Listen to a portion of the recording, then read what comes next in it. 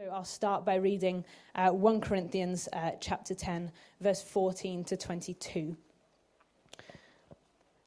It's titled, Idle Feasts and the Lord's Supper. Therefore, my dear friends, flee from idolatry. I speak to sensible people. Judge for yourselves what I say. Is not the cup of thanksgiving for which we give thanks a participation in the blood of Christ? And is not the bread that we break a participation in the blood of Christ? Because there is one loaf, we who are many are one body, for we all share the one loaf. Consider the people of Israel. Do not those who eat the sacrifices participate in the altar? Do I mean then that the food sacrificed to an idol is anything, or that an idol is anything? No, but the sacrifices of pagans are offered to demons, not to God. And I do not want you to be participants with demons. You cannot drink the cup of the Lord and the cup of demons too. You cannot have a part in both the Lord's table and the table of demons. Are we trying to arouse the Lord's jealousy? Are we stronger than he? Now, hopefully from that scripture, you'll be able to pick up that I have the easy topic of idolatry this morning, and that's what that passage speaks about, is idolatry. So to begin with, I'm going to try and give you a quick history as to where idolatry came from, the worship of idols. Where did it come from? So we go way back in time, right to the very beginning, and there were these people who recognized that there were forces that they could not control, and yet somehow these forces controlled or had a power over something. So they looked at the sky and saw a ball of fire. We would call it the sun. They saw a ball of fire in the sky and knew that that was a force that controlled something. It controlled whether it was day and when it was night. They also at times saw water fall from the sky. We know it as rain, but for them, it fed the ground. It helped crops grow. And then they had wind and all those sorts of things that we know and consider very normal. They recognized that these were forces that had control over something, and yet somehow their lives were dependent on these forces. So logically, someone came up with the idea, well, if these forces have control over something that eventually my survival is dependent on, I need to make sure they're happy. So someone decided at some point in time that we'll take some of our cattle or our flock or our crops and we'll keep some for us so that we do not starve, but maybe we'll offer some. We'll offer some to these forces to keep them happy so that the forces know that we understand how generous they are to us and that our survival is dependent on them. Can you see where this is going? So that's what they decided to do. And so they kept them happy, or so they thought. But what happens if the ball of fire in the sky burns too hot and my crop is singed? Or the water that falls from the sky falls too heavy and it drowns? Or what happens then? Well, I need to offer something to keep them happy. So after time went on, they decided that they would offer these things on a pile of stones so that they could be offered up. We would call it an altar. But the problem with all of this, say we offered something to these forces or these gods, if you want to call them that, and the ball of fire in the sky still burned too hot, or the rain that fell from the sky fell too hard. Right, okay, well, I must offer more. So you offer more. Well, what if it still burns too hot, or the water still falls too hard, or not at all, for that matter? Well, I must offer some more. And so we'll do that process again. Oh, well, they must be unhappy with me. Well, they're unhappy with me because I didn't offer enough in the first place. So I have to keep offering more, but now I have very little left, and if I offer this, I will starve. Here we have a problem that says, I never know where I stand with these forces, with these gods. And so after years of this developing, you could imagine that people are like, well, how much do I offer? Do I offer this much? Don't I? Well, how did I do last year? Well, what if they're not happy with me and they are upset with me? And so we end up in this cycle of every time it comes around to an offering, anxiety flares, fear comes in. What if I don't offer enough? And so before you know it, people have no idea where they stand with these gods. And so it became that these gods, the altar, these forces became a slippery slope. The more you can offer more and more, but it may never be enough. So the fear grows, the anxiety deepens, the worry, the stress all comes in because I have to appease these gods because I am dependent on them for my survival. And in a very, very quick nutshell, that is where it came from. And then thousands of years later, Jesus walked on the earth. I'm going very fast through all of this. Jesus walked on the earth and he revolutionized everything. The altars were about maybe violence, that sacrifice, that offering, all of those kind of things. But Jesus, the gods were about, you have to appease me, provide something for me so that I am happy. And Jesus said, no, I will provide. And so Jesus revolutionized everything about the way that idolatry came. He said things were different. He changed the view of our God, this God that we praise, as in our God, capital G. Trying to get it the right way around. He revolutionized all of that, the view of our God, because everything was about these gods and appeasing them and making them happy, whereas our God says, no, I will provide. I will provide a way. I will do this. You do not have to work to appease me. But what does this have to do with us? How does this affect us? Well, idolatry is something that has gone on from the very beginning, and it will continue to. But before I look at maybe us, I wanted to look at some people in the Bible, see how they maybe struggled with idolatry. And so I started to do some research, I started to pray and think about it. And I found something that I wasn't expecting to find, that their idols didn't look how I thought they would look. So I've got a big list, but if you want my notes at the end, come and ask me for them and I'll send them to you. But I'll give you a few. So in the Garden of Eden with Eve, her idol was knowledge. She desired knowledge more than she desired a relationship with God. And she even made a sacrifice in order to have the knowledge over walking in the garden with God. So all of a sudden, Eve's idol became knowledge. Judas desired money over Jesus. He desired that self-pleasure to fulfill, and whether it was to sustain a particular lifestyle, that maybe he needed more money to keep going, or maybe it was over a fear, a lack of money, that said, I need to do this because I might not have enough. Whichever way he fell, he chose money over Jesus.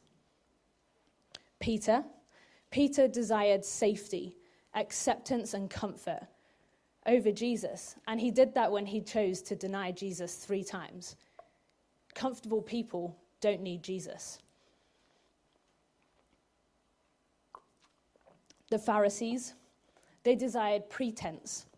They desired to look like the part, look like the real deal, more than actually be the real deal for Jesus. So they desired perfection over righteousness.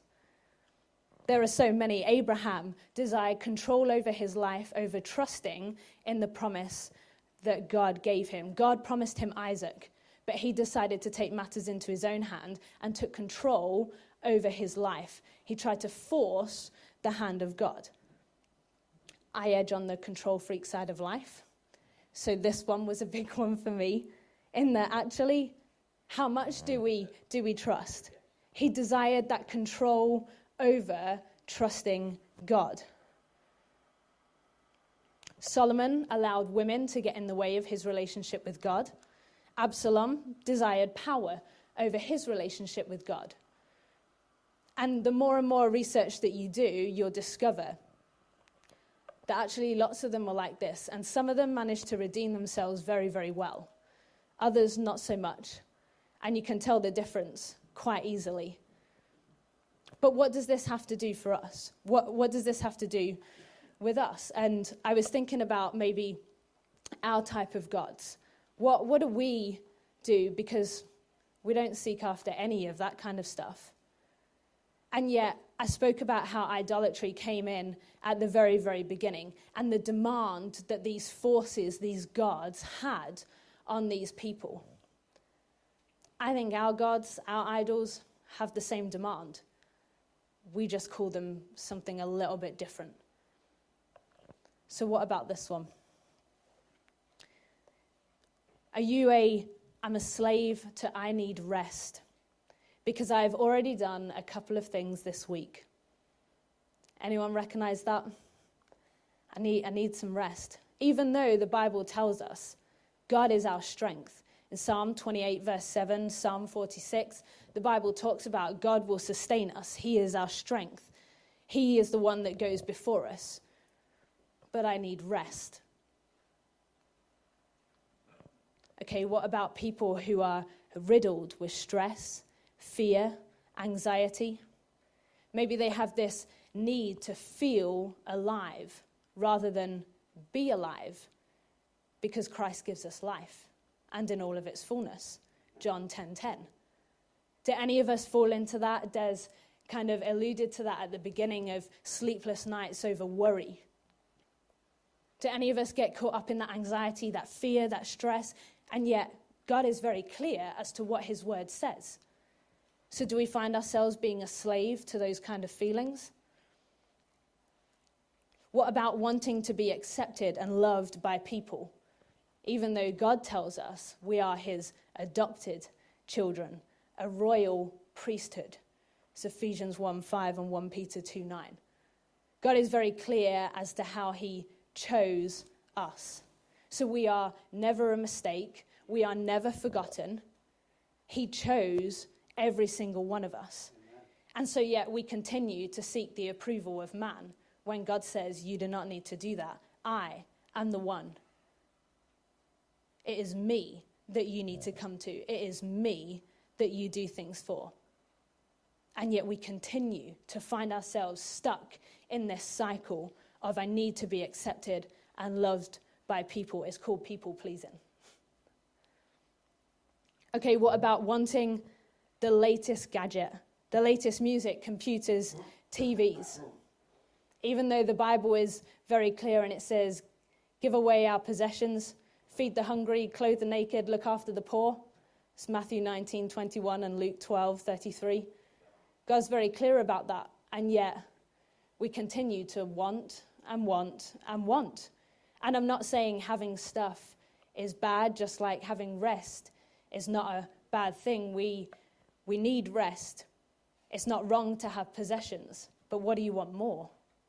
Jesus or the TV? Jesus or the music? What is it? Because God gave us a very particular mandate in how we should live. What about pursuing or pushing yourself for success in the world? God tells us to pursue him above all things. And we have all we need, and he will give us everything we need. It's Matthew 6:33. Seek first his kingdom and his righteousness, and the rest will be added unto you. And yet we find ourselves pursuing that worldly success, and wanting to do great in your job is not a bad thing. But what do you want more? Do you want to seek his kingdom and his righteousness? Or do you want to get to the top of the whatever ladder you are on? What about living in an identity of shame, guilt, worthlessness? Because none of us live in any of those. None of us ever think those sorts of things about ourselves. And yet, once again, God is very clear. You are a son and a daughter of the living God.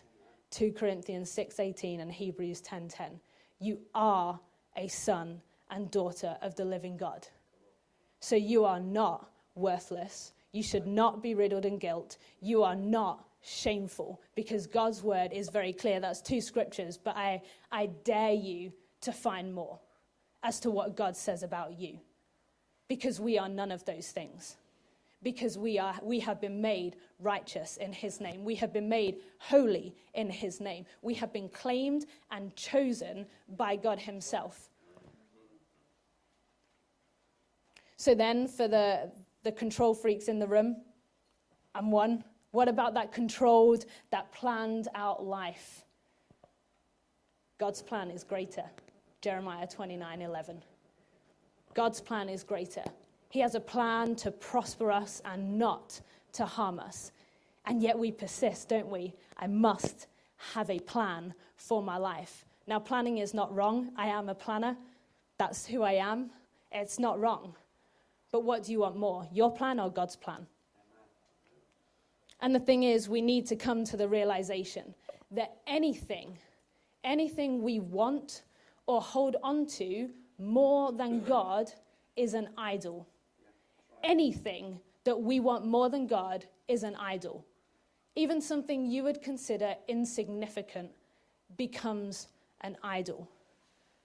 And behind every idol, whether that's a person or a thing, is Satan himself.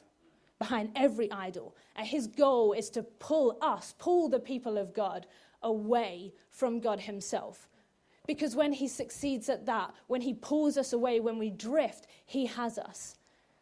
And yet God is saying, don't have anyone or anything but me as your God. No one seeks out an idol. None of us would go and look for that wooden carved statue in the corner, because obviously that's what all idols look like. None of us search for them. None of us go looking for them, but we drift. We drift into that world, that thing, that desire, and all of a sudden it becomes more of a priority than what God does, than what God is. But in Exodus 20, verse 1-5, in a very quick summary, you shall have no other gods but me, for I am a jealous God. For I am a jealous God, have no other gods but me. Anything you put before God is an idol. Even that secret thing that no one knows about in your heart that you hold on to. If it's more than God, it's an idol. But God is so, so clear. You will have no other God but me. So we have to wise up. We have to become aware of what we really live for. In Psalm 26, verse 2, Jeremiah 17:10, Lamentations 3:40, 2 Corinthians 13:5, we could go on. They all talk about examine yourself, look at yourself. Because we need to know what our priority is. We need to understand who our focus is in life. Because if we don't, then that slippery slope will start. We will drift away from God, and before you know it, you'll be coming back going, what happened? How did I get here? We have to examine ourselves, because anything you want more than God is an idol. And we sung it this morning, but when we decided to follow Jesus, did we really decide to follow Jesus? Or is it he's a number one until something else comes along? Until we decide that, I think I might go do this for a little while. Oh, this is what everyone else is doing. I'll just follow their lead. If the majority do it, it must be right. Or is Jesus really that person that is your focus? He really is that priority above family, above friends, above the thing that you hold most dearest in your heart? Is he above all of those things? So did you decide to follow Jesus really with no turning back, no turning back? Or was it something that you can take or leave? Because what Jesus wants is, I have decided to follow Jesus. No turning back, no turning back.